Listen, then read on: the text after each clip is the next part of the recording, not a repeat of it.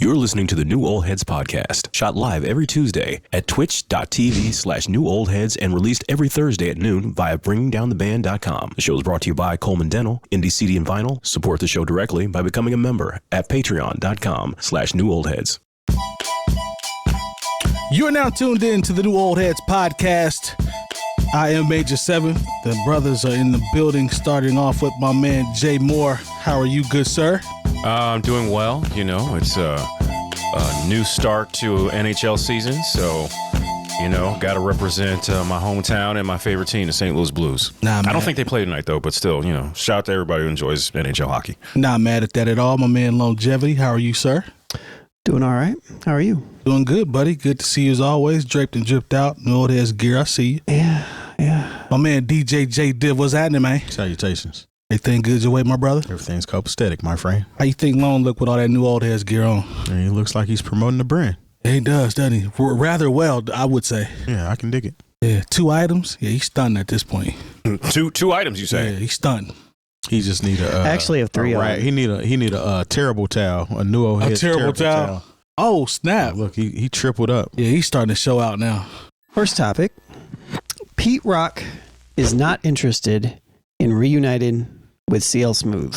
Mm-hmm. So recently on Sway's Universe, Sway referenced CL being on Drink Champs and saying that he was interested in working with Pete again and had this particular thing to say, saying like, CL's good. He doesn't need me.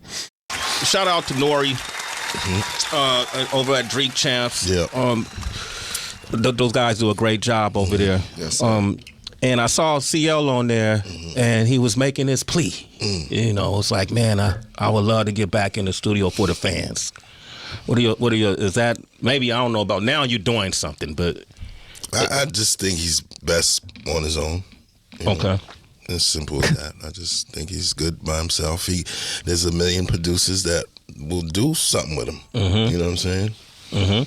I'm good. Yeah, everybody's at different stages of life. Yeah. We all evolve, and it sounds great in theory, but if everybody ain't aligned, it doesn't happen. Energy. You know how it goes. Energy? Energy. That too. Right. That's the most important. Energy. So check this out. I saw CL on Drink Champs. I guess where this kind of started, and half of me says, because when he was like, man, we got to do this for the fans. We got to do this for the culture. Excuse me, which is something that we hear all the time. That's what he referenced, yeah. And it's like, we are actually from that era. Well, not, to the T, but we grew up, but we know them. We grew up on them. So I'm thinking, do the fans really want this? Or is this something that maybe just crossed his mind that he thought would be dope to get him back out there? I don't know what his tour game is like. I don't know if people pulling up to see him, but he kind of was like, man, I'm still out here performing and stuff. I'm like, that's cool, but if you get back with Pete Rock, it's going to hit different. I think he's smart enough to know that. And then as it relates to Pete talking about the energy, the older I get, the more I agree with him 100%. Because if the synergy's not right as it relates to the project, I don't care how long I've known you, it's not going to work. I mean, at the end of the day, you can't force something that's not there. And if they're not on the same page and haven't been for years, then we all know Pete Rock and CL Smooth is our introduction to Pete Rock. True. And CL Smooth for that matter. You know what I'm saying? That's literally my first CD that I purchased was that and In Vogue, Funky Divas, I believe. That's the first CDs I had because I just got a CD player. But this kind of goes back to, do you want to cloud your idea of the group and the magic that they made back then with something new that's not going to work? That's just pretty much something to do at the end of the day. I don't want to say necessarily that it's a money grab, but it's kind of an ode to the listeners, us. But is it necessary? The is it necessary part is the part. Because on one hand, I'm like, yeah, it'd be dope. But I got more excited about the idea of Pete Rock and Common because that's new. We hadn't heard that one before. So there's more excitement there. From a nostalgia standpoint, yeah, I could probably see it landing. I'm not going to count his pockets like Terry said, so that's true. But I don't know, man. If the energy's not there, it's just not going to work. And Pete Rock clearly sounds like, I'm good. No hate, none of that. I'm just good. He sounds like he's cool off of it. Yeah, he cool. I can just tell from the body language, he is 100% not interested. And, He's got enough going on to where he doesn't even have to really dignify really responding to it. I don't think he really appreciated Sway bringing it up. It's kind of crazy. But Mecca and the Soul Brother, the main ingredient, all sold out, put all those projects together. It's some of my favorite music in hip hop, ever. And even the one-offs that they've done, like, I think it was Peace Instrumentals, Soul Survivor 2, where they did reunite for Appreciate. Yeah. Which is the song that I sneak into playlists all the time. And once again, even for that quick moment, it's like they recaptured that magic. Yeah. But, it's something I don't know what it is. Honestly, I don't want to know what it is to where, they really are not interested in, I want to say Pete Rock is not interested in working with CL Smooth, even if they're just going to they're going to keep it strictly business. Perhaps that's why those records worked before, because they didn't keep it strictly business. It was people's. But, now for whatever reason, it doesn't even seem like they're friends. That just, me as a creative, that doesn't make sense to me. So it just doesn't make sense to me. I would love for them to get back together because I'm a selfish hip hop fan. There we go. But if that's not something, if their personal relationship is something that would bring stress and strife to whatever the creative process is, then I'm like, let's leave well enough alone, because you see what happens. It'd be like if you're saying, man, I'd love to hear, Little Brother get back out there with Ninth. Not gonna happen. Not gonna happen. Not gonna happen. You can think of any groups, rock bands, hip hop, R&B, to where it's like that'd be something the fans would like, but the relationship, and whether it be business or personal, between the members of the group makes it to where it's not feasible for them to create art in a comfortable environment. So once again, selfish hip hop fan would love to hear Pete and Rock and CL Smooth back together.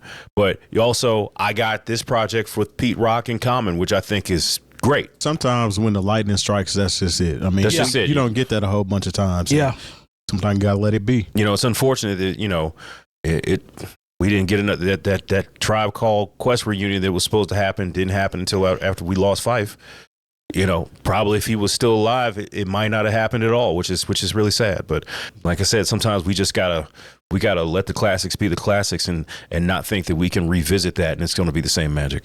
So Dame Dash on his New America platform. Yeah, New America platform, he sat down and talked about a handful of things. And one of the particular things that he talked about was that I found interesting was he said that him coming up with the phrase pause may have saved him from Diddy.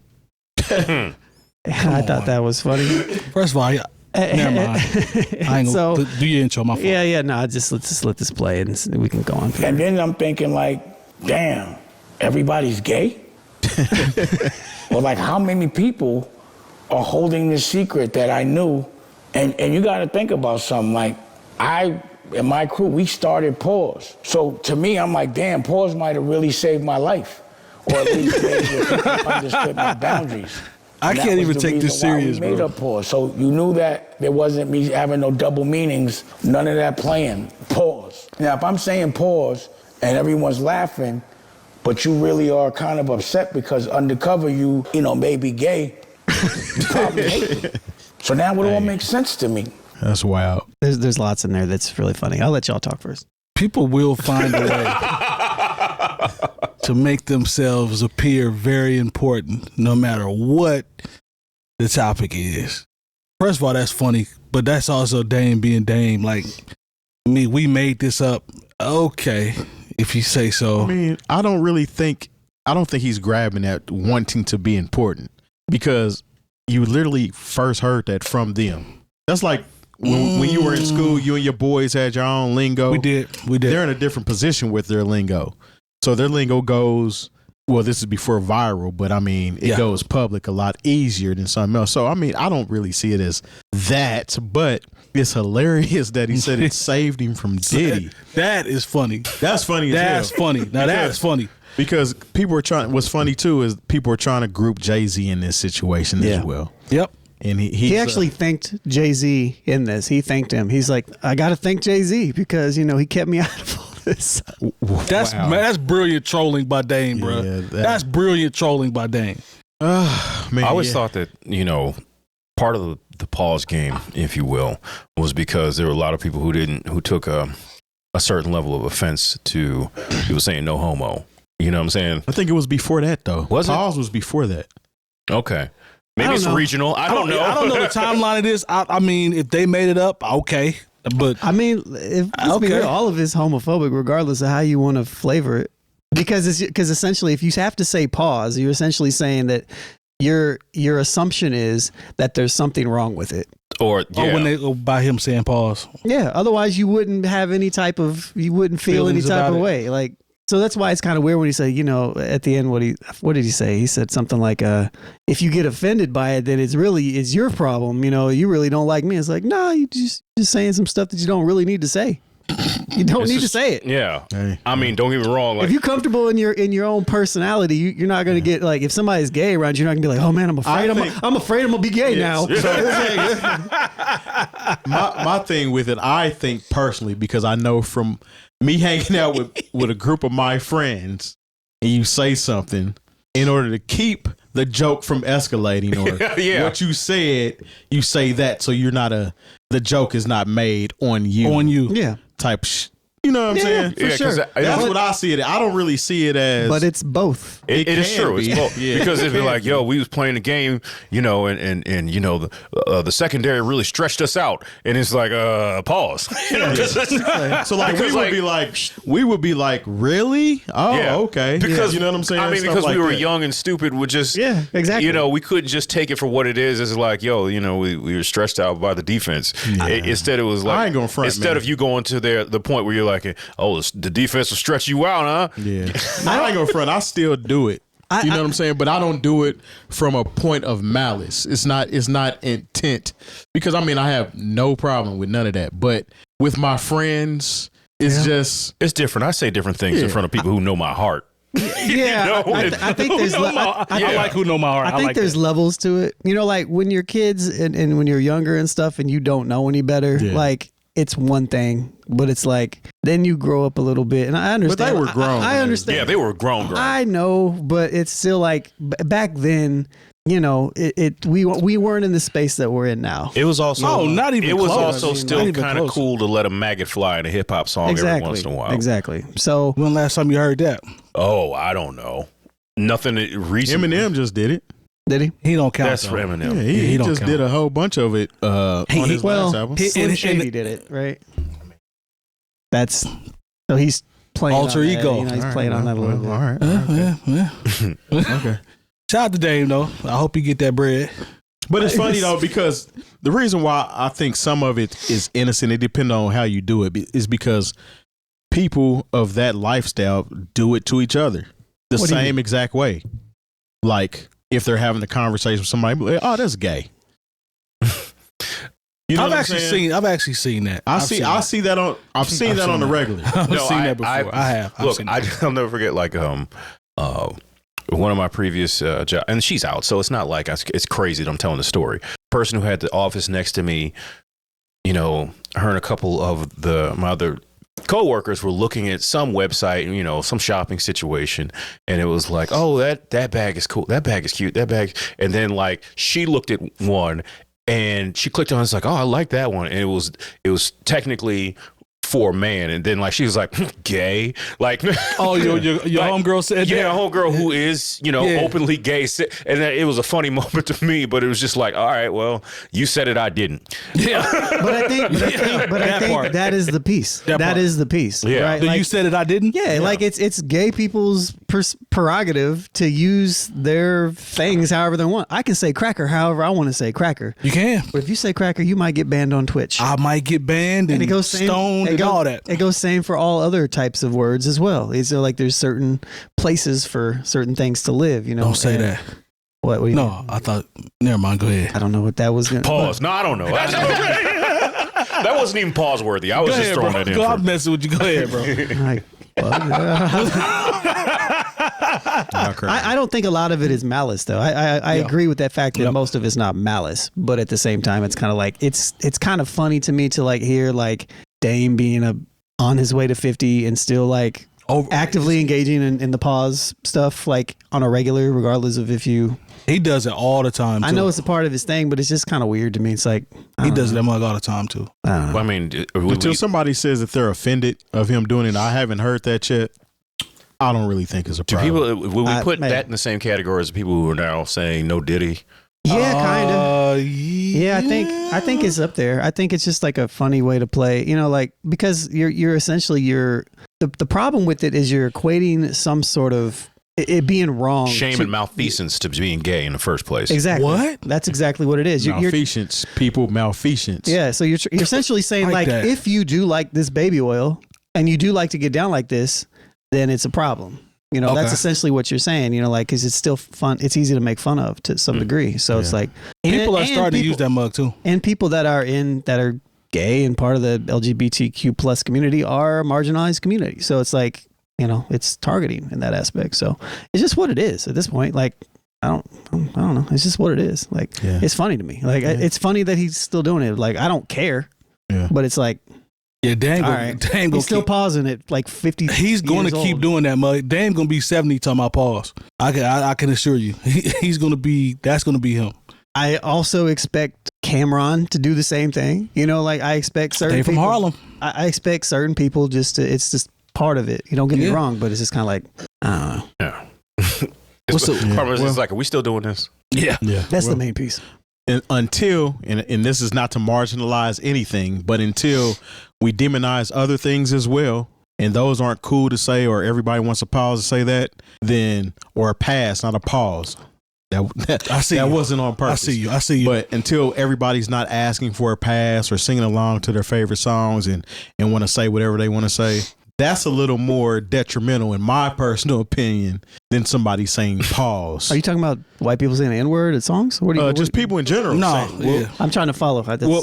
So white people or any other cultural representation that wants to run with it, even though it's just a song. Mm-hmm. You know what I'm saying? No, it's not just a song. Because that concept that he's speaking about can be applied way beyond what Dame is talking about. I think it doesn't excuse it. That's my thing. Like it doesn't excuse it. Like you can't say, well, they do this thing over here, so it's okay to do this. But I'm not vouching for that. But I would agree with the premise that yes, other things are problematic and things need to be addressed. That part. But we don't just be like, well, this hasn't been addressed, so I'm going to keep doing this. I'm not with that. Well, it's been addressed. It's just never been solved. Well, yeah. So we move on to other things and be like, well, we're going to solve this thing because it groups a whole lot more people in than just this one culture. I think we just do it all. I think we're you said it last week. We're multifaceted people. Yeah, we can do multiple things at the same time. To me, that's in this particular situation, and from the history of it, I don't think this is going to fall into that category. Well, can I play white devil's advocate real quick? Go ahead. That's a good character to play right now. This is such a terrible place where my mind goes sometimes, but hey, sometimes it makes for good content, so I'm gonna go there. So what if there was, you know, a group of white people, they're all having a conversation, and somebody says, oh, you know what I just love is some Popeye's chicken and grape soda, and after they say it, so they wouldn't be ridiculed, they say, no porch monkey. Come on now. Come on. Oh, yeah, you see how that feels? That's literally a derogatory term in there. So you're telling me that porch monkey was never a derogatory term? Oh, it was always a derogatory term. Right. Like the thing is, when if you call somebody, if you just randomly start calling people homos, that's not what we're talking about here. Yeah, I know, but at the same time, it's when people say no pause or no Diddy or no homo, it's all coming from the same place. This is what I'm saying. Like, I disagree. Well, think about it like this: if I'm a racist white person, right? Mm-hmm. If I don't say the words out loud, does it make me less racist? No, because you can still think it. Exactly my point. Just because I don't say the words in a particular way that is a societal standard that's like, oh, well, as long as you don't say it, you're not being such. You can still harbor the feelings behind it. Yeah, because the new terminology on the news is these thugs and this, that, and the other. Or DEI. That's part of it, DEI as well. Yeah. But I guess that's what I'm saying. Like, just because somebody doesn't say a racial slur or doesn't say a slur doesn't mean that they don't. It's not like a jab at a particular community. So it's like, yeah, it's pause comes off a lot soft,er It is softer. I'll give you that. Porch monkey and nigga. Definitely. I'll give you that.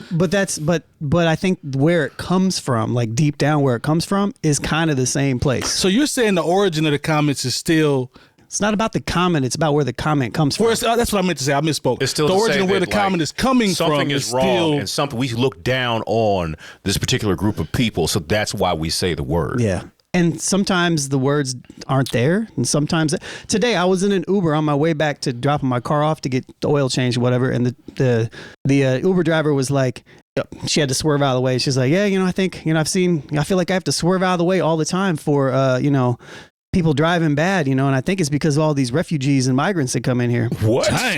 And but she didn't technically say anything that was racist, right? Not technically. But then as soon as I say, oh, that's interesting. Have you been to any of these other countries? I was like, have you driven? I was like, my wife's from Ecuador. She got really quiet. Awkward silence. And so like, she didn't really say anything the rest of the time. But like, just because you don't say, man, I really hate migrants and refugees. I really wish that these Spanish-speaking people would not come here and take up all the jobs and do all these things. And like drive badly. And drive, yeah, even though it's not even a thing because they have cars in other countries. It's just like, what is going on here? But like just because you don't say it doesn't mean that the malintent isn't there. And this is like something that I struggle with because like 85% of my family now are like MAGA cultures, and it's like we've heard you talk from an individualist standpoint, like they're cool, but there's like so much underlining hate that's like they can like my wife as an individual, but they don't like her demographic, and I have a problem with that. Mm-hmm. So is it? I respect it. So is it wrong to call them MAGAs? I don't really care. That's they how have they power. identify themselves. Well, number one, but two, they are the when you talk about the United States of America, they are they hold the position of power in that aspect of things. But I want to jump back to what you just said. And honestly, I don't care. Like that's one of those things. Like if they're a marginalized group, I will continue. I will be the bad person. Say y'all are idiots. Like I'm fine with that. I was want to ask you where you were going with that one. Like what question? When you said, is it wrong to call them, if you was to call them MAGAs? Yeah, because I mean, like you said that they are okay with them, you calling them that because that's how they identify. Mm-hmm. So Dame isn't calling the gay people gay because they identify as gay. He doesn't say that's gay. I think you're playing with linguistics a little bit again, though, because my thing is that's what he means. Yeah. So my thing is like I'm okay calling MAGAs and whatever they are. I'm okay with that because that's how I feel. Mm-hmm. I'm not going to come out and make racial slurs towards black people or immigrants or anything like that because that's not how I feel, or LGBT. I'm not even going to joke about that stuff because that's not how I feel. I don't want that to be perceived in any type of way because that's not how I feel. But I 100% am okay being slanderous towards the MAGA people. So I don't really care. Like if I was an openly racist person, then I would be fine with however that comes across. I don't know if that's translating to what I'm trying to portray. Yeah, I actually prefer my racist that way. Yeah, for sure. Yeah. Don't lie to me. Because then you know exactly who I know people where you are. at. I know where you at. I get it. 100%. You know what I mean? So, but anyways, that lingered. But good talk. Good grown folk talk. If when I post this clip, would it be wrong if I hashtag no porch monkey? Yeah, it would be. Yeah, it'd be very wrong. You're literally playing in people's faces. Yeah, you'd be very wrong. Yeah, nah. You might get some comments. I'm a comment against that. I was about to say, it might be from somebody. My disclaimer is I had nothing to do with that. We do not support him. And I think that's an old slander. If you come through saying that, I'm not gonna say it again. Please don't use that hashtag. That's when you know the white folks hated you for real. Them slurs hit a little different. And if he don't do it, it's gonna be high. My name is Major 7 on behalf of DJ Shake. We do not support. And I do not support this man. It is at all, 100%. Mike's gonna make a video from his bathroom. Like, look, man. Listen, check this out. Jay Moore's words are not a reflection of the new old heads or any of us. Yeah, but I'm always end it with like and subscribe. Man, straight up. There's gonna be somebody who'll be like, that Jay Moore, he talks the way I like. Yeah, there will be. Absolutely. I like that. I like get the Uncle Ruckus Award. You know what's crazy though? This is how they gonna say it. I like that boy. Yeah. All of a sudden, our MAGA support jumps. Yeah, go and hand it to me now. But then they'll find like the Kid Rock clips and be like, no, we can't. He changed on us. That's a porch monkey I can't support. we were bamboozled. He a good old boy. Hit that subscribe button for me. Pharrell, in a recent interview with CBS Sunday, revealed that he's always thought that his singing on his song "Beautiful" sounds like Mickey Mouse to him. What? Yeah, let's watch this and see what he has to I had a say. song called Beautiful with Snoop, right? Yeah. Girls heard me singing that. I heard Mickey Mouse. I swear to you, when you just get a moment and you just listen, you'll never be able to unhear it again. But that's what I hear. Sexy Mickey Mouse. No, not sexy. Just Mickey Mouse. Regular Mickey Mouse, you're saying. Just Mickey Mouse. It was wild. I know, right? Just Mickey Mouse. Yeah. Yeah, that's what I hear now. Yeah. Thanks, Pharrell. Yeah. It's messed up a dope record. I always thought every time I heard this, I think this kind of sparks the conversation a little bit about like his falsettos back in the day, because every time I would listen to Pharrell, I'd be like, he can't sing at all. Lone, I'm going to tell you. But it just worked. I'm not going to lie to you. And I've had this conversation with people that we know and other people that we don't. I know you don't care about people, but I say that to say, In My Mind by Pharrell is one of my favorite albums, and he really cannot sing. Absolutely, it's a great album. But somehow, him being a brilliant producer, being able to understand melodies, chords, and being able to just hold a note good enough, that album is amazing top to bottom. Yeah, I agree. Like and then the follow-up joint, that it was later, it was good. And he still was doing the same thing, but on that In My Mind, the whole project. He's just one of those people that he doesn't sound terrible when he sings. He just sounds okay. He's at least holding the range or the note or whatever he's trying to hit. There's no vibrato or whatever you call vibrato behind it. But I mean, he's doing what he's supposed to do. It's kind of similar to the SOS band Tell Me.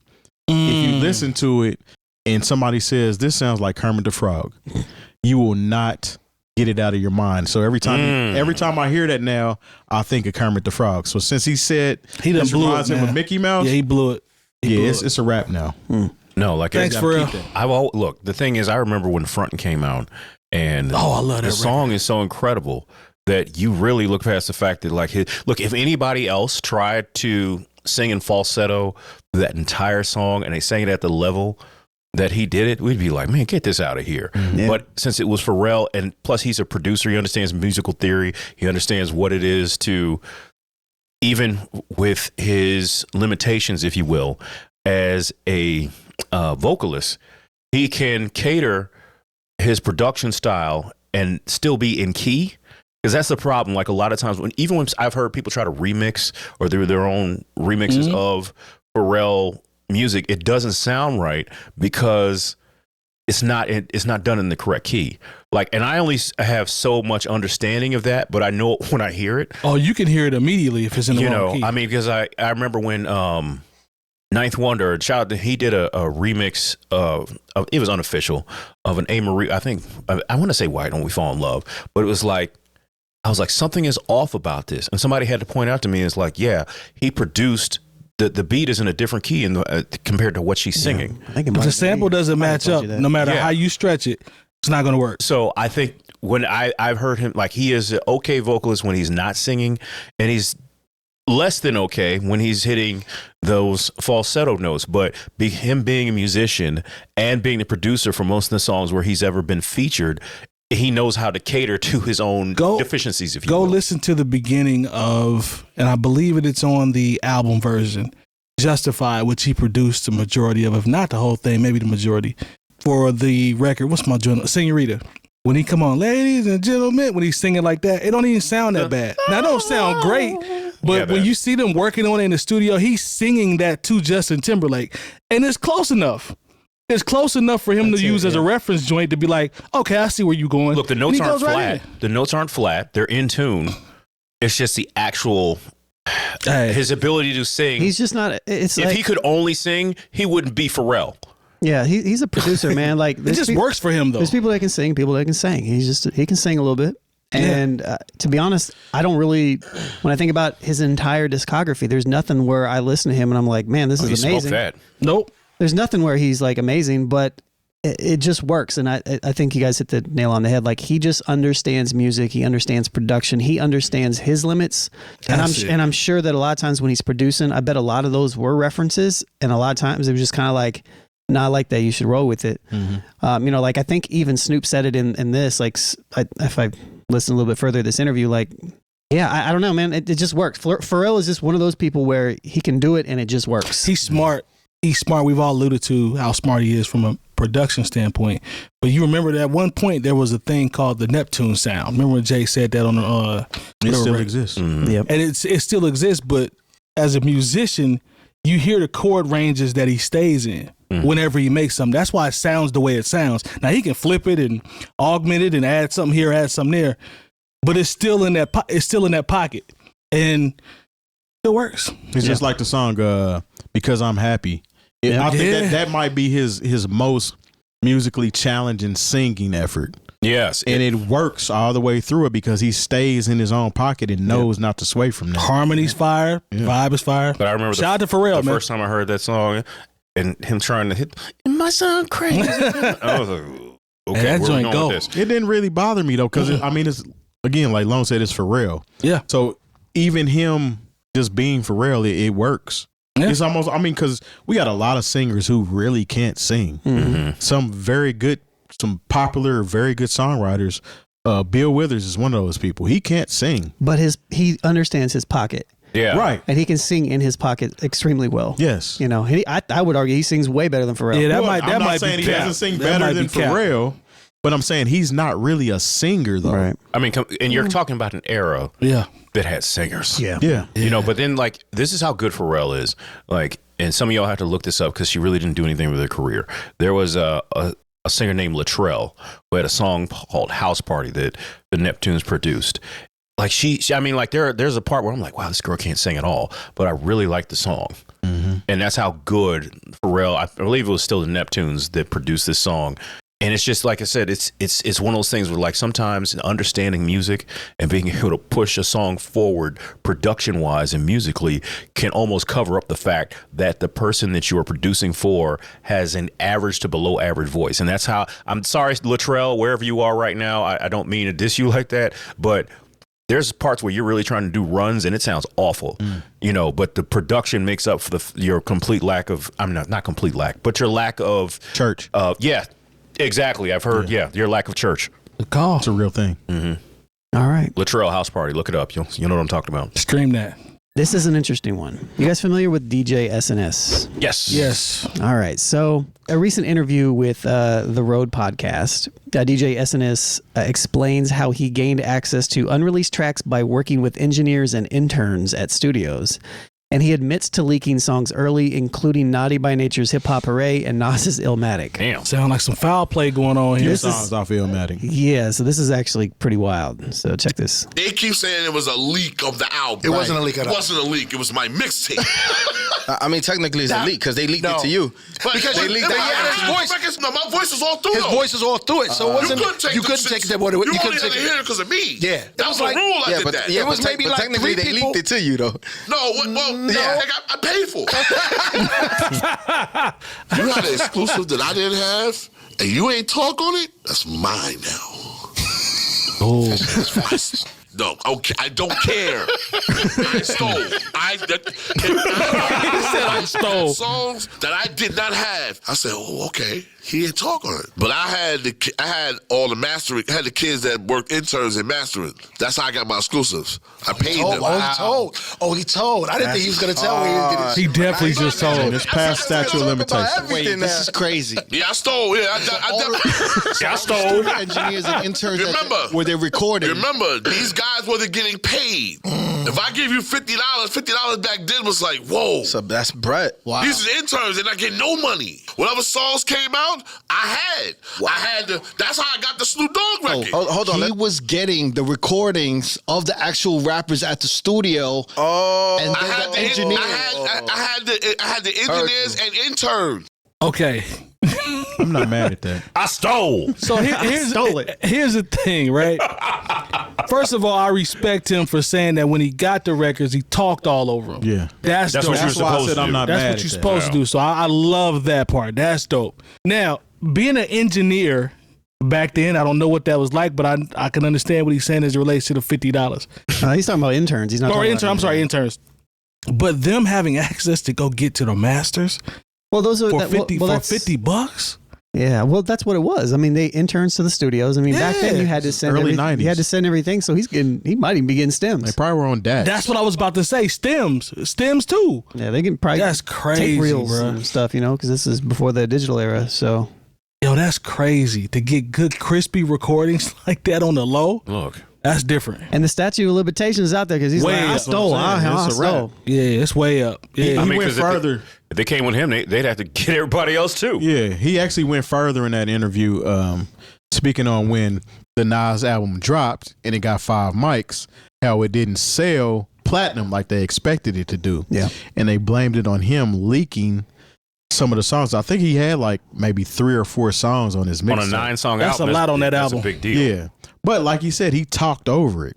So even if I had that mixtape, me personally, I would go get the authentic. I'ma still want the real one. Yeah. They were upset because it didn't go platinum, it went gold. And so he was getting in trouble or getting flack from that. But look, I'm with Terry on that. I want the real one. I still want the real one. Yeah. Look, I'm just saying, like, when I used to do my little mixtape thing. You stole? No, I didn't have to steal because I worked at a radio station. We might have got the single 3 months before it was even available. And once again, no streaming, no downloading. Yeah. It's a different type of stuff. It's a different type of stuff. But even, Thank you, Lone. Appreciate but even it. then, Thanks, I put Lone. drops all through my joint. You know what I'm saying? I knew there was certain things that you had to do. So your stealing is different from his, like. Yeah, because I have hookups like that. Okay.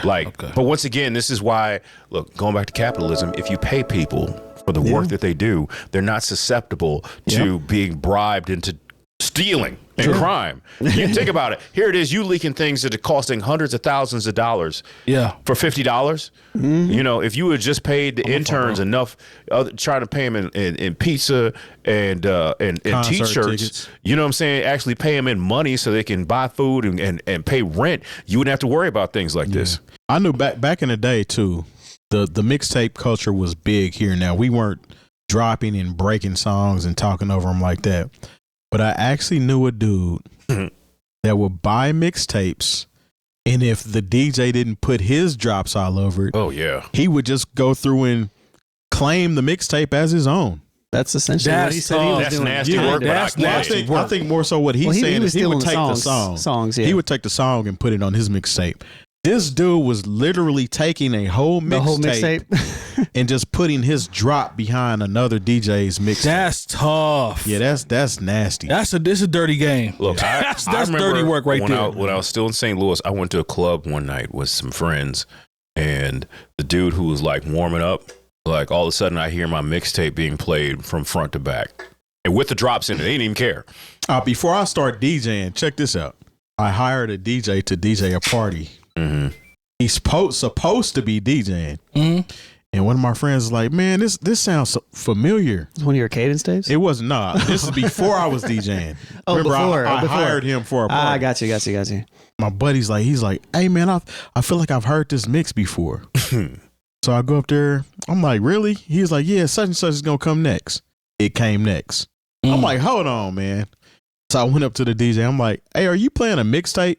He's like, "Oh, yeah, man, I was trying to do some blah, blah." At this time, it had been playing for 45 minutes. Just let it roll. I'm paying you to DJ this party. It's like, I could have done this. You know what I'm saying? What the hell? But yeah. He just be let out the there whole faking tape funk. run. People be faking the funk, man. That's wild. Well, somebody in the party was like, "Man, that boy up there blending." And then somebody else was like, "I got this mixtape." Yeah. well, he got told on. Good. He shouldn't have been doing that I was stupid stuff stealing. anyway. I didn't pay him all I was supposed to pay him either. I was like, nah. Thanks to our partners. Dr. Coleman of Coleman Dental is our go-to dentist. He's a longtime Indianapolis arts and music supporter located right in Broad Ripple. Our good friends at Indie CD and Vinyl operate one of the best record stores in North America. Shop new and used in their site or visit them in person. And the best way to support the New Old Heads is to visit our Patreon and become a member. All details on newoldheads.com. So, in a recent sit-down with Idea Generation, Joe Budden, talks about him getting into podcasting, but also how Everyday Struggle was formed. And he also he talked about how him and the guy on, I don't know who the guy is who does the interviewing on Idea Generation, but apparently he was a part of Everyday Struggle to some degree. But they both said that it was one of the best hip-hop shows, if not the best hip-hop show ever. We'll watch this, and then I'm curious if you think that is Joe Budden responsible for elevating Akademiks to the level that he is? Oh, God. Watch this and see. That's one of the best shows, period. Like I'm saying in hip hop, but that was one of the best shows, period. I agree with you that it was the best hip hop show. I stand in that. I don't give a what show they bring up. That was the one. That was the one. Where you were at, where AK was at the moment, and I mean, you look at the marketplace in the last 6 years, that was the blueprint for... It was. And it was great. I was looking to hire somebody that I could yell at. That's what I was looking for. Contrast and thought and opinion and delivery. And when we found it, that was it. That was it. So yeah, that was gonna be different. Again, hip hop doing the debate style show with shout out to all the producers and everybody that was involved in that year that I was there. Everybody hit out the park. Yeah. He's absolutely right. Yeah. Because I think whenever that was, I think I was unemployed, so I had time to get up in the morning and watch this every day. And I had no idea who DJ Akademiks was before Everyday Struggle. I knew of him because of his Chirac stuff and the criticism around it, but that was about it. Wasn't that around the same time? It was very similar to. It was close. Okay, but this was a show that I think a lot of people watched, and when you see the content creation, even if it's not centered around hip hop right now, it's very much influenced. Even all the guys who do sports or comedy or whatever, a lot of it is very much influenced by Everyday Struggle. So I'm just saying I agree. Yeah, Joe Budden's right with this one. Yeah. I agree as well. I mean, once Everyday Struggle came on and went, Akademiks was still out here in the limelight. He was able to move on by himself and do whatever he does in his basement. In his basement, and he didn't miss a beat. No. And now he's literally considered a newsworthy reporter. That's really sad. That's crazy because as soon as Akademiks brought up that bullshit topic that Spools put in the post that you thought we were really going to talk about. I would have laughed out loud at that one. Those are academic style posts and they do numbers. And we would have never heard of Akademiks if it wasn't for Joe Budden. Joe Budden has more pull than people give him credit for. I would agree. Although his music didn't jump like he wanted to, he was on a popular TV show called Love and Hip Hop, kind of led to podcasting as well. So, well, he even talked in this interview, he talked about how, that he was actually thinking about moving on from rap like back in 2013 and earlier. And he's like, he was saying, it's the very beginning of this clip, so go back and watch if you're interested for more context, but he was pretty much like, no, this was a natural, like, people people were just kind of like, oh no, you don't rap anymore, blah. He's like, no, this is what I wanted to do. This was the best for my family. This is the best for where I was at this time. Rapping played its part. And then he's like, I always thought I was going to get into radio, but none of them wanted to leave. So here we are in this space, and it just kind of evolved the way that it did, and he was in the right place at the right time. Yeah. So, I think it's worked great for him. Yeah, it did. And at one point when he was signed to Def Jam, he was working, I believe, at Hot 97, and they were like, no, you can't. Like, there's still the era where the old thinking was like, oh, you're overexposed, you're doing this, that, and the third. Now, if you could get a rapper from a major label and say, oh, he's also got a job on the radio, they would go crazy over that. Yeah, there's somebody called Ludacris that's literally how his record, his career jumped off. It was part of being a radio personality. Chris Lover. And then he was able to transition that into the rapper. He literally said he went to a conference one weekend and people had heard his music that weekend. His exposure at that conference led to him never going back to the radio again. That weekend, he was supposed to be back on the radio on Monday. Interesting. And he got so much rep from one song or something he got out, he never went back to the radio. I never knew that story. Yeah, that's interesting. Yeah, but his story is dope. Yeah, I mean, and the thing is, and I get it because once again, I come from radio. I know exactly what the inner workings are and what not only what they pay people, but what you're able to make if you can kind of finesse the game. And I can only imagine what it would be in, he's in New York and working at Hot 97.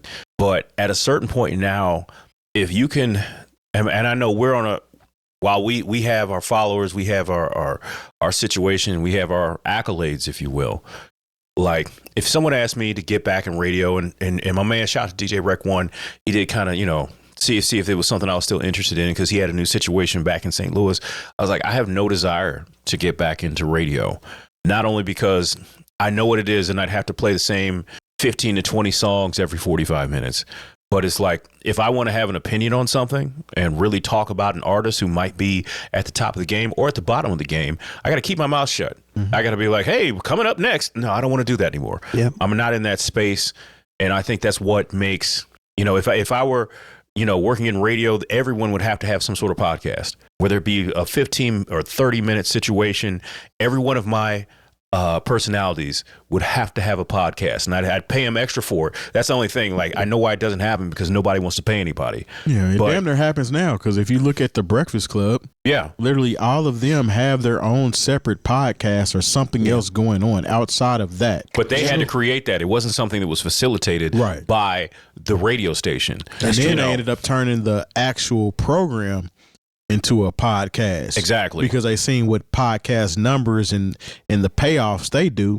So they're literally double dipping, because they have national broadcasting, because their radio show is syndicated. It's syndicated. So it's in all kind of markets, and they double up on YouTube. And they did that based off of was it the Fabulous and Ray J situation? Yeah. That went crazy on YouTube. They weren't monetizing their situation at that point in time.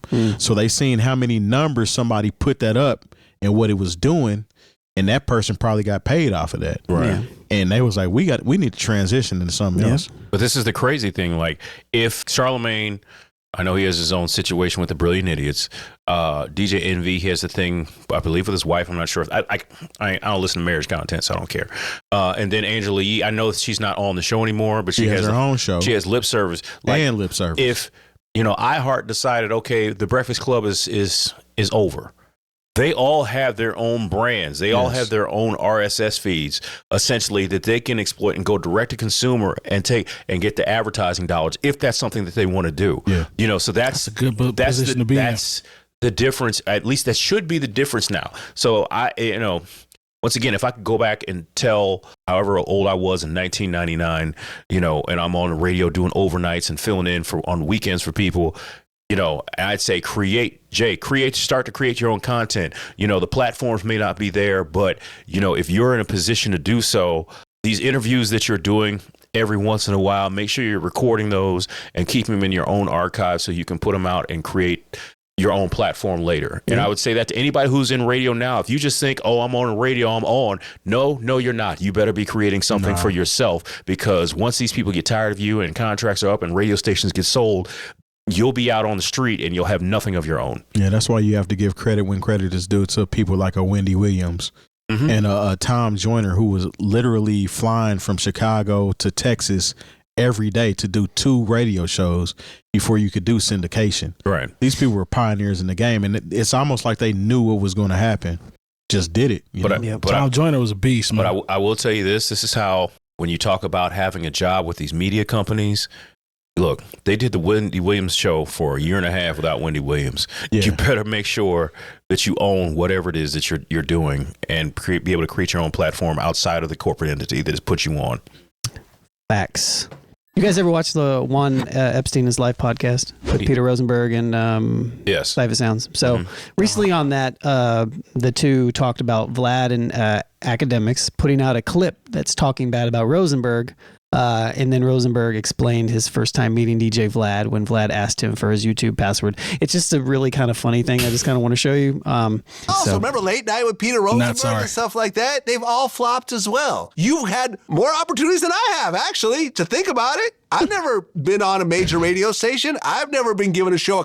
Look, man, Peter Rosenberg's show, his Late Night, is great because he highlights people that typically don't get highlighted. So I'm just gonna keep that and keep it moving. True. Even though I made millions of dollars, you've had all these opportunities, but you had to keep that Hot 97 job because you were too scared to go and really believe in yourself. That's what happened. The crazy thing about him, am I right? Yeah, no. The crazy thing about him, this is why you still are where you are. This is the worst. You know why this didn't bother me? And I didn't hear it. Hearing it will get me mad. One, I would never, ever know about it unless people tweeted it to me. It's not in my orbit. So if it was an episode of The Daily or This American Life and it was about this, I'd be really upset because that's my orbit. I'm not in this orbit, but Yeah, the numbers don't lie. You guys are super big on YouTube, 1,000%. I will never get to 6 million or 7 million, 8 million, whatever they have. I will never be that. But you know what, Syph? People really do operate in a world where they think the only standard of success is like how many views you get on YouTube and how hot you are to dudes in their underwear scrolling the internet. Like, right now. Can we be real for a second? The reason Vlad brought this up, obviously, is because he's responding to me. I have said nasty shit about him for years. The first time I met the walking emblem of Culture Vulture, the man asked me, he was like, yo, man, we should do some work together. You just got to give me your like YouTube login and password. And, we should do some stuff. And I was like, yo, bro, get the fuck out of my face. From that moment on, I knew, the stereotypes they have of our people, this is it. Damn. When they say, hey, how can let's do some work together. I don't know why he's a Dracula or something. It's like a long it's one of my impressions. Yeah.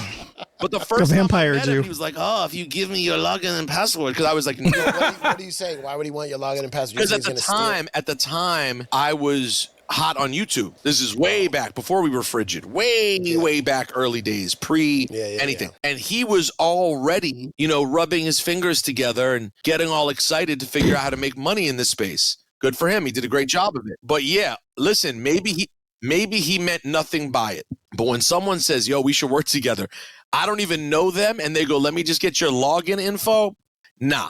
And then I've watched how this whole thing's played out. I think I made the right call. Any thoughts on that? I'm glad I after my comments earlier in the show, I'm glad I didn't do that impression.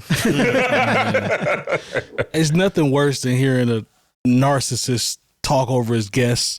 That's what I hear whenever I see a Vlad clip. It's so irritating. Why do you have clips that are 8 minutes long and you talking about yourself to yourself for 4 minutes of those about your success, fam?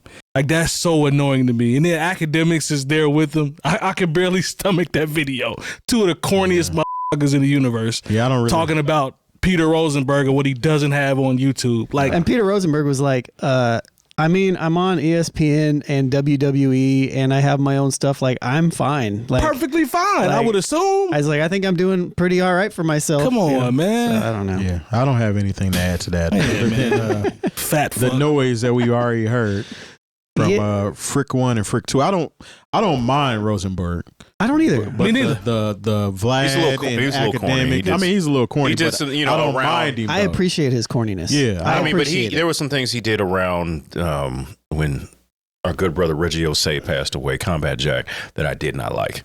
But I'll give you that. But overall, like Ron said, he always puts his show underground people on. I got to give him that because he always does it. And it's outside of this. He's been doing that. And if he's wrong, he usually cops to it. Agreed. And I took his side when, he said the thing about Nicki Minaj and Starships and, when that was a whole thing, and Young Money pulled out a Summer Jam or whatever. I took Rosenberg's side. I was like, hey, man, Starships ain't it. I agree with Rosenberg far more than I don't. So I'll just keep it at that. But nah, man, I think, dude, I ain't counting his pockets, but if I was to take a guess based off what he's involved in, he's probably doing okay. And who cares? Like, I just like what he does. Like, I mean, it's just weird. Like, I just thought it was fascinating that, like, the title of the video was like, Rosenberg is a PAB is the name of the video on Vlad TV. Is a pussy ass. Oh, yeah. Well, I mean, yeah, exactly. That's where we're going. That's why I didn't want to do it.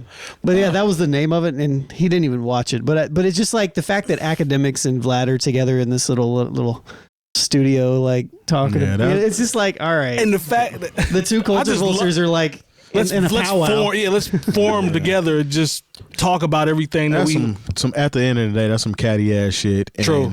The way Rosenberg approached it and handled it, I think, was proper. Because, like you were saying, you're not counting his pockets. Right. Essentially, what Akademiks and Vlad are doing are counting his pockets. You're basing everything off of views and content. You know what I'm saying? And he was literally one of the first to do it. I mean, that him and Cypher Sounds. They were doing this stuff. I mean, it was Combat Jack and them. Because it was. I remember listening through SoundCloud. And be clear, man. Rosenberg is on Hot 97 in New York City, which is the #1 media market out there. He's doing all right. Yeah, he's you know what I'm saying? doing And if he fine. wasn't doing okay and the numbers could back it up, he'd be gone. And the fact that, so shouts to both these fellas. Yeah. Shouts to Cypher Sounds too, for doing his thing. And the thing is, look, man, and for whatever you feel about Cypher Sounds, Rosenberg, anybody involved, like Pimp C said it best, there is a bread trucks outside, and we over here arguing about crumbs. Fair enough. 95% of these dudes is cowards. Well, that too. Cowards. So I think we talked about this in the past, but Lupe Fiasco worked with Google, I think first started with his MIT tenure. And Google approached him to create an AI songwriter tool engine called TextFX. And he talked about this new interview with Sway in the Morning, which Lupe's on tour for his Samurai tour right now. But they also discussed how publishing would work as well. So it's kind of a really cool deep dive into this AI. And then I also have the link so we could actually play with it a little bit if you want. Do the splits. How does that work? What you do? What's the negotiation? So he's talking about the reference to the splits of the song that Lupe wrote called Glass of Water using the AI engine. Okay. And then they're going to go. Who gets to publish it? Is Glass of Water a song? It's a Yeah, song. so it was a song that I made, almost like a demo song to show you how to use, how I would use TextFX, right? Oh, okay. A glass of water held up to the lips of a marauder, living like a order, a sorta. A glass of water held up to the lips of a marauder. I'm gonna do that. So I know I'm gonna do it like that. So a glass of water held up to the lips of a marauder. Lips of a marauder as the scene, as the input. Well, this is the Scene website. going dry and flaking. They look like they haven't had water in days. Yeah. This is like So I what think it's that's giving the him one. back. Glass of water held up to the lips of a marauder, looking like they haven't had a drink in days. All right, cool. So I'm gonna do that. I want to pin this just so I know where I came from. I want to do a few things with Marauder. Running Marauder to Explode. There we go. So Explode is another one. So there's multiple engines that you can run certain things through, and they give you different types of input back. Rider, Mary Water, yeah. My Raider, Mayor Rude, Marador, yeah. That's exactly what I was looking for. So this is like wordplay off of the sound of it. A Raider, rudder, like stuff To like decorate that. a door with seashells. Wow. And it's cool because I don't have to think about this other stuff because the work's already done. So it's just kind of like just sitting over here. So I'm gonna try more rudder. Feeling more rudderless than a ship without a captain. Adrift, the ocean of life with no destination in sight. That's the one. So we'll pin that. A glass of water held up to the lips of a marauder. Dry and flaky, looking like they haven't had a sip in days. Different stage, it's like different ways. It's like this and creep. Yep. I got TextFX focusing on the lips. I'm gonna go back and focus on the glass and reintroduce the glass. But that's the thing, because it doesn't create full work. Okay. It creates what I call, again, micros. So it might be a line in a record. There's a tool called Scene where you type in like luxury limousine and it'll just generate all these different scenes of like what a luxury might feel like, a smell like, because I want to get into kind of the olfactory aspect of sense. Which is okay, very let's interesting push too. that. And so it'll like create just scenarios, just a little line like the leather, the red leather in the back of a limo smells like roses. So it's like a writing coach, but certain tools are like a writing coach inspiration. Some things are very direct. So it'll give you a simile, like luxury or limousine. It'll give you similes for limousine, right? Yeah. No, but this is a real conversation about intellectual property, right? When it comes to generative AI, it really comes down to IP, right? And that's the biggest issue that a lot of artists are afraid of when using generative AI is who gets a chance to actually own the IP, and particularly when these language models are learning off of something like this. And so the reason why I said this isn't for commercial use because it's a tool or an aid to assist other MCs or writers into using it. And so once they use it as a tool, it becomes their commercial use if they choose to use it. But because of, I'm not going to use Lupe, but use a neutral example. If they use me, for example, want to do political news, right? If they want to know how I think about politics, how I use it, they're training off of my mind. So then once somebody goes to insert themselves how to use politics, it's no longer mine because I helped train the machine on how to use it. So my deal is on the back end kind of dynamic, right? Interesting. Yeah. Well, I thought that was fascinating. That's very fascinating, especially when you see his actual writing process that is being aided by these tools. Now, this is where, my mind goes with it. Say this song that he writes becomes a #1 hit and generates all this money. It's not so much about how it was built, but it was like, okay, if you used these three tools, you know, and say there's a license that you have to pay to use them, and the companies that create these tools have said, if you use it to create something that generates money, then you have to pay us a certain percentage of the profit that's generated from what we helped you to create with this, even though it's the starting point is your actual input. But, you know, the fact that we gave you a line here, a line there, we deserve points off that record. So I think what they're saying there, I don't know that gentleman's name that was speaking, but he was talking specific about that deal. He said, well, because they're using Lupe's mind, like they extracted all this information from Lupe, right? Right. So the deal that they have with all this with Lupe is like a lump sum fee. So they pay him for this.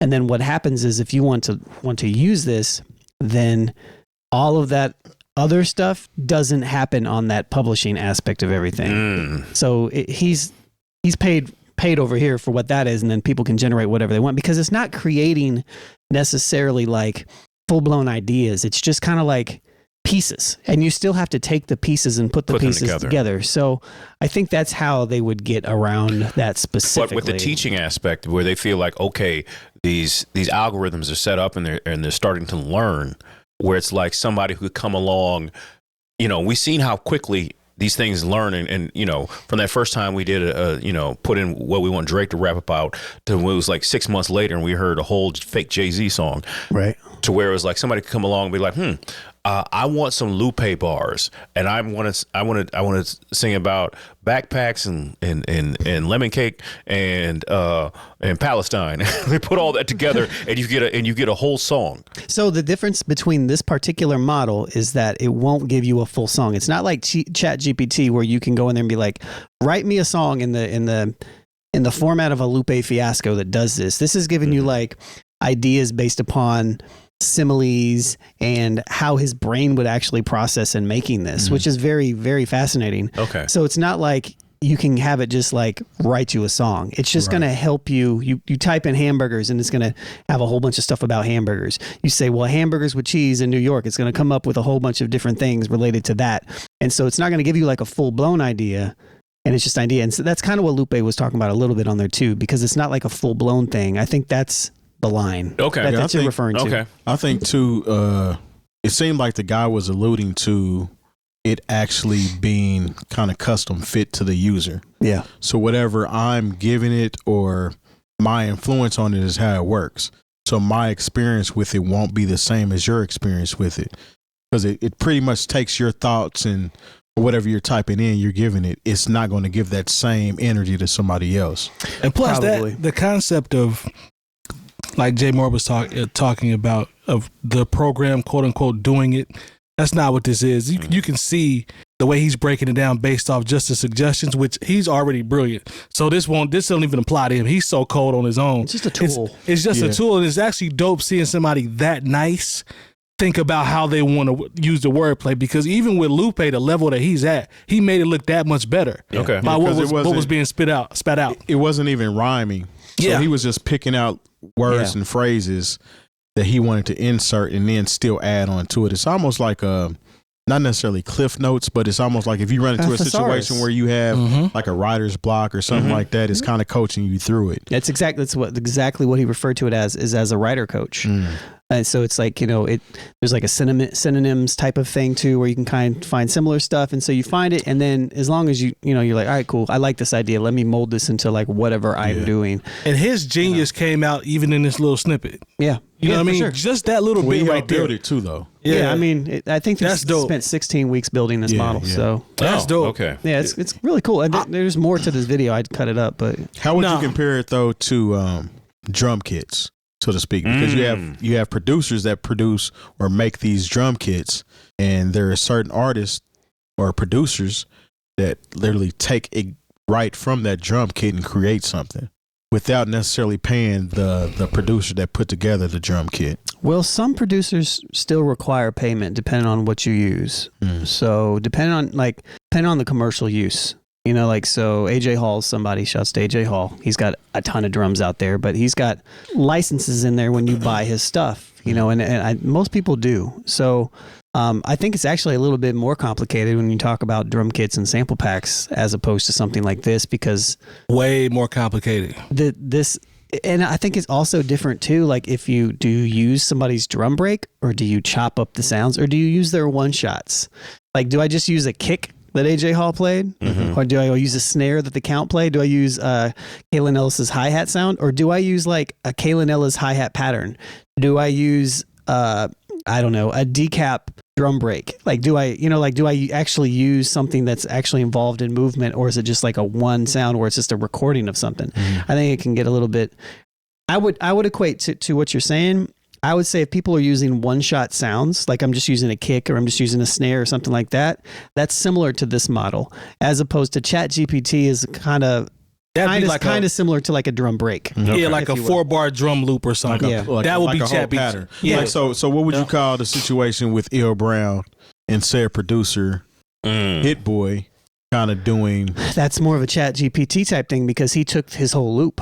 Okay. Right. So he took his loop, like a loop that was like that showcasing the sounds in it, and then you didn't do your that loop that loop that Ills made was his own custom loop. Yeah, that he made. So yes, that's different from a one-shot single snare, all that other stuff. And I think another piece of this as well is that, and what the main difference between these two is that, like, when you make a drum kit, these are producers that are like recording their own sounds. An AI model, even though it's like extracting information from Lupe or whomever, like, they're paid for their contribution for creating that AI model, right? So they're already paid for that. The way that the producer who has the drum kit or whatever gets paid is from people buying the kit. So it's like the publishing aspect of getting the residual stuff is like a whole nother thing on the back end that, like, if I put out a drum kit and somebody used my kicks and my snares, I don't really care. I think it's dope if they give me credit. But if somebody like takes the demo version of my drum break that showcases everything and it makes it like into a major release and you don't reach out, I don't even know if I would consider it stealing. I would just be like, why didn't you just do a solid? You know what I mean? So I don't know. Give me your credit. Yeah, why not? Give me some points. Yeah, that's why now whenever people sell drum kits or their sound packs, and these sound packs are getting ridiculous now, even if you look at it, because some of them will sell you the stems where you can get more creative. You can break them down and manipulate them however you want.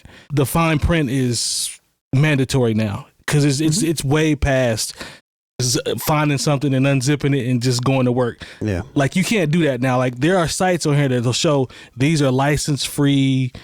You good to go. You can use these. And there's others where it's like, be clear, we will be doubling back if we hear this somewhere. Yeah. So you have to pay attention and be careful, because these licenses, you can definitely get burned. I suggest, I mean, not to get too sidetracked, but I suggest the Count. I suggest Kalen Ellis. I suggest AJ Hall. He has licenses, but his stuff is good. And I suggest Decap. Those are 4 people that are all solid, very good, solid people as well as just dope musicians. And I think those are people that you should look at. A lot of other people, like, they'll drag you through the mud for some average ass stuff. Very, very mid. But yeah, I thought this text engine AI thing was interesting. I actually bookmarked it because I kind of want to check it out. It's free. You can just go and I played around with it a little bit. So seeing him do it makes me a little more curious about it. Yeah, you know, somebody that legendary. That's dope, though. I'm not mad at Lupe. Hey. Lupe's resume stands. He don't need to. We can't even use that. Don't even bring it up. He's already a whole legend. So don't even try it. Yep, that is very quick. NewOldHeads.com for all the education you need this year. Remember, if you see us on any platform, 5-star ratings is what we need. Patreon, $5 holler. We appreciate the support as always. And for the whole crew, we'll see y'all next week. Peace. Yeah. In a minute. This is really bad timing, but, you know, he'll get better next week. That part.